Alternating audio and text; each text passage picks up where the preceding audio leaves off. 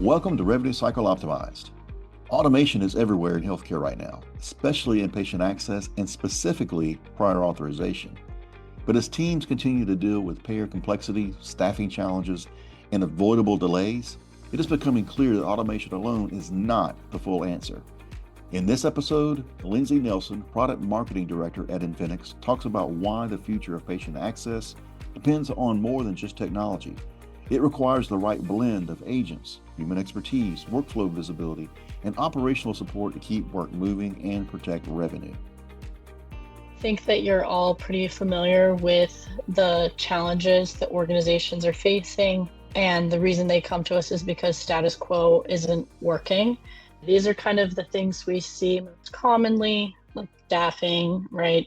Payer complexity, issues with all the different portal management that comes along with that, and changing requirements, fragmented workflows, again, with the changing portals and everything, and then all the avoidable denials that we all know about. So, of course, organizations are looking for a solution to these challenges, but they often are looking for automation, and we're seeing, they're seeing more and more AI being thrown out everywhere at events and online, and, thought leadership, articles, all of that. And it can feel like automation can solve these challenges, but our position is that it's not a full solution, right? Which is what we've kind of talked about over time. There's limited coverage, payer variability, and there's coordination gaps. So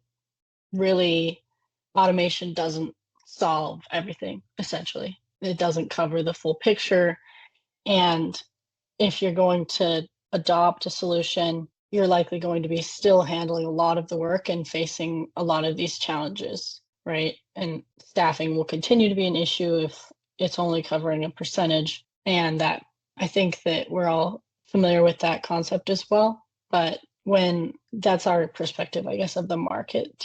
So this is the sort of options available to solve these challenges that providers are facing.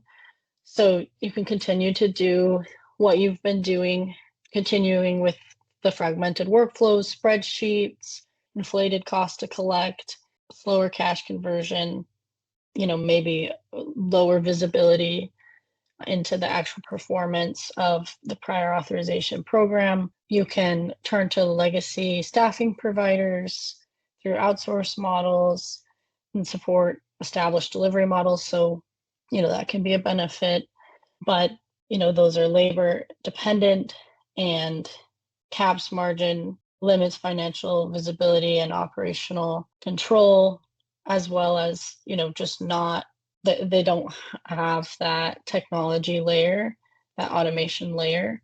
And then, of course, there's the point automation vendors that we talked to earlier, which are, valuable in some scenarios to handle a portion of cases, and they're highly structured and repeatable workflow steps. So that can save time for organizations. But as we talked about, narrow coverage means not everything's going to get covered. So you're going to still have challenges on those percentages that aren't getting covered. And then there's another category of vendors, which are the emerging tech plus services vendors. So that's where we recognize need for operational support and offer modern models with traditional outsourcing. So where some of these vendors can fall short is they may not have a unified operating model that scales and drives growth. They might be, a lot of these vendors are sort of grafting on acquired technology and trying to make the operating model work, but it's not native in how they've developed alongside each other technology and services. And so then what does the healthy patient access operations actually look like? Well, if auths move faster, staff can focus on higher value work. Operations is governed with full visibility, less patient friction, one source of truth across all access and clinical.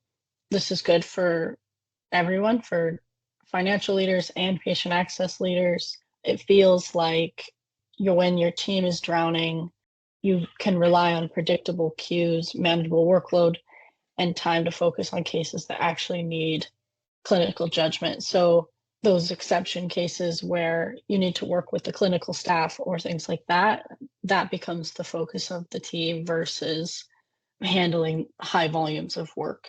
So that's where we come in. This is where that core market shift is. The future of patient access is an agentic platform with human in the loop completion, the operating model that turns access into financial leverage. So agents execute, humans complete, workflows progress, and their centralized visibility.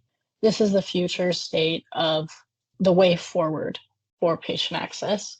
And that introduces our solution, Patient Access Plus. So as you all know, I think one of the internal objections to this type of language is that automation, again, only handles so much, right? And providers sometimes will ask about that in those conversations.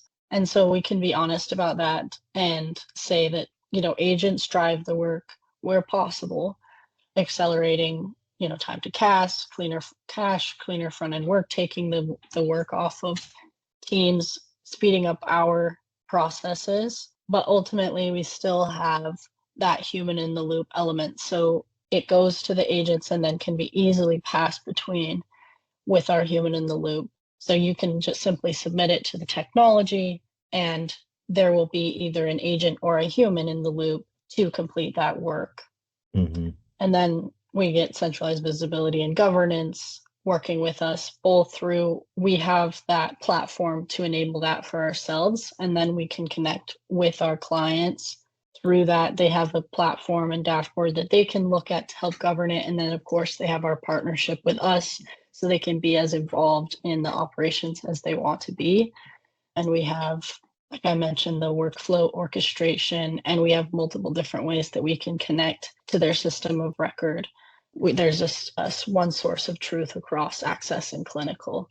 So of course, you all know we can use that dashboard view. They can always look at our dashboard view to see that as their source of truth. But ideally, we integrate, and we have different ways of doing that to ultimately enable that value prop. Stuart, did you want to add anything? Well, yeah, I was just going to say this is all very true and helpful for the prior authorization patient access differentiation that we have with those who are claiming all automation, everything. But another wrinkle in here is how this can expand into other opportunities such as Doc Catcher Plus, on how that information further is automated without any human touch. There's a story there. And also, can't put enough emphasis on the medical necessity AI that is currently in beta. That could change things, because for instance, typically, especially if it's automation, we'll say, okay, well, what if you need clinicals? And how are you going to know when you need clinicals? And it's typically going to be after the fact. And then you got to go find those clinicals and make sure the documentation's there. Is there a peer-to-peer that's going to be requested, which physicians can't stand peer-to-peer reviews. They want to avoid them like the plague. And so there's incentive for them to get that right. But then this medical necessity AI is going to determine, yes, you are going to likely need clinicals for this. So you can be proactive rather than just submitting for the prior auth and then waiting for the response. Yeah, we need clinicals now, which delays things.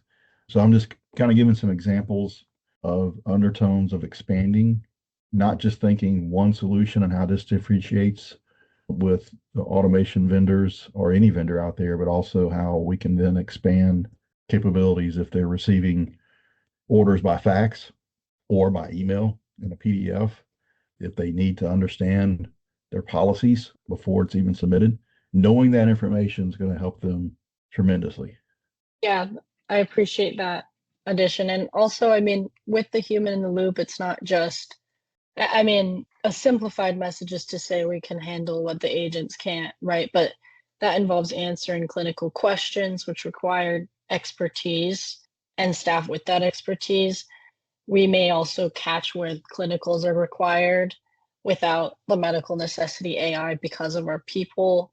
Mm-hmm. Like there's more that you can elaborate on the value of our people specifically being in the loop.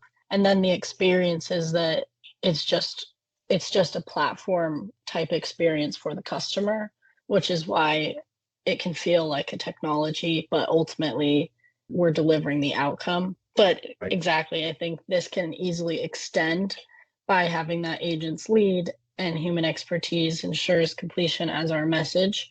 We can easily extend to those other solutions.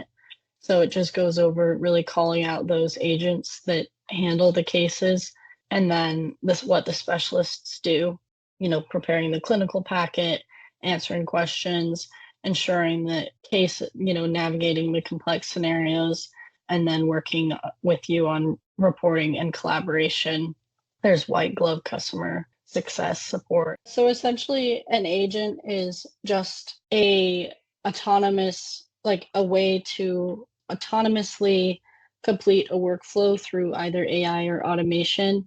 And we call them agents versus automation because there's an intelligence layer where it's determining which portal to go to. If that portal doesn't work, it can go to a different portal, and that layer of intelligence, and it can work with humans to orchestrate tasks, so it feels more like a team versus just automation. So I don't know if I'm doing it justice, but that's how I would describe it. But I think it often is used interchangeably with automation.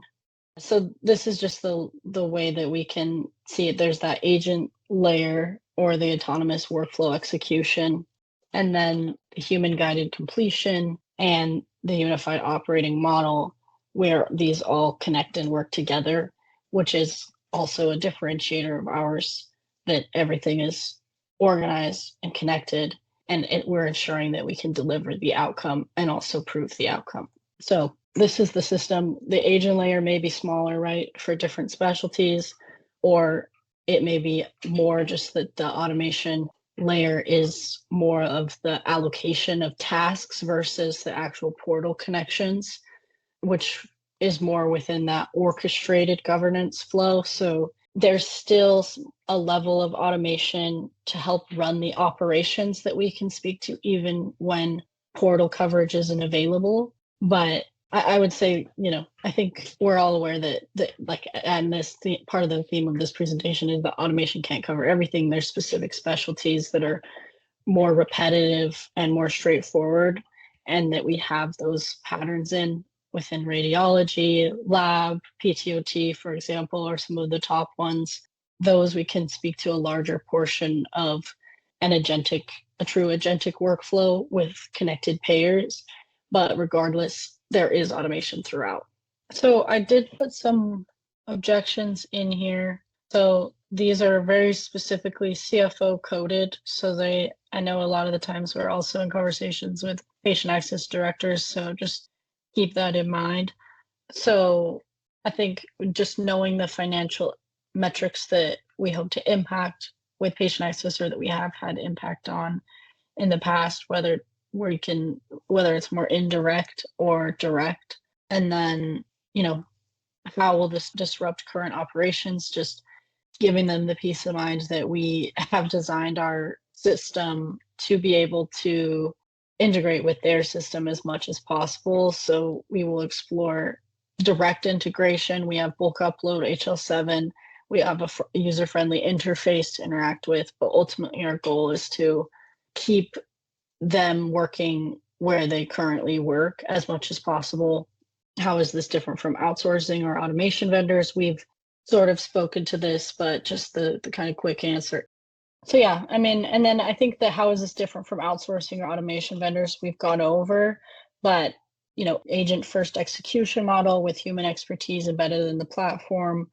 Unlike outsourcing or point automation coverage, patient access delivers full workflow execution at the financial scale that finance teams need, but really just we have you covered essentially, and we'll work with you to deliver outcome versus putting that burden back on your team, and we'll do it with the most advanced tech that we can, right? So I think that's kind of the message there. We have the operating model for agents plus human in the loop, and we're continuing to improve that into the future.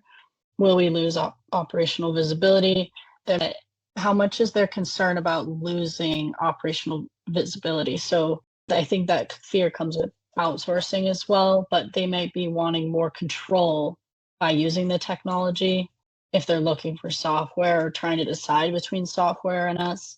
And then just tying it out with the impact that we help drive. And of course, under Spice, this would be tied back to the impact that they're looking for, but just as a high level, right? Improved auth turnaround, queue clearance, SLA attainment, staff retention, stronger financial outcomes, fewer avoidable denials.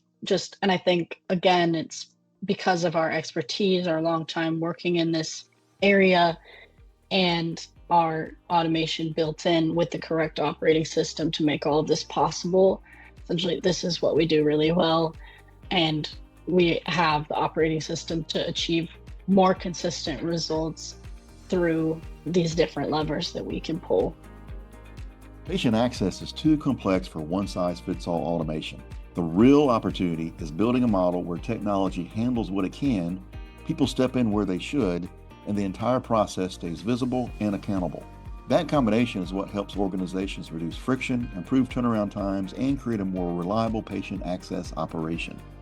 Thanks for listening to Revenue Cycle Optimized, and be sure to subscribe wherever you get your podcast, and visit Infinx.com for more articles, case studies, and insights on all things RCM.